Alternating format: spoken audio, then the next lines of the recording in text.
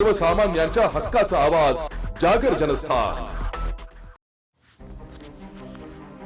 धुळे शहरातील देवपूर पश्चिम पोलीस ठाण्या हद्दीतील देवकीनंदन सोसायटीत चोरट्याने घरफोडी करून 1.5 तोळे सोन्यासह सुमारे 30,000 रुपयांची रोकड लंपास केली असल्याची घटना उघडकीस आली आहे। या चोरीमुळे परिसरात एकच खळबळ माजली आहे। सिद्धहस्त ॲक्सिडेंट हॉस्पिटल येथे कार्यरत विकास विनोद पाटील हे देवकीनंदन सोसायटी येथे कुटुंबांसह वास्तव्यास आहेत। दरम्यान ते आपल्या कामानिमित्त हॉस्पिटलमध्ये गेले असताना अज्ञात चोरट्याने घराचा कडी कोळंडा तोडून आत प्रवेश केला। चोरट्याने कपाटातील 1.5 तोळे वजनाचे सोन्याचे दागिने, ज्यात माळ, अंगठी, कानातले आदींचा समावेश आहे, तसेच 30,000ची रोकड रक्कम चोरून नेली आहे। घटनेची माहिती मिळताच पश्चिम पोलीस ठाण्याचे अधिकारी आणि कर्मचारी घटनास्थळी दाखल झाले।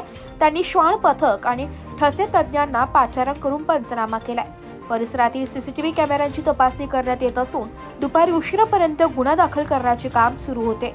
या घटनेमुळे परिसरातील रहिवाशांमध्ये भीतीचे वातावरण निर्माण झाले असून नागरिकांनी पोलीस गस्त वाढवण्याची मागणी केली आहे। जागर जनस्थानसाठी प्रतिनिधी रूपक बिरारी, धुळे।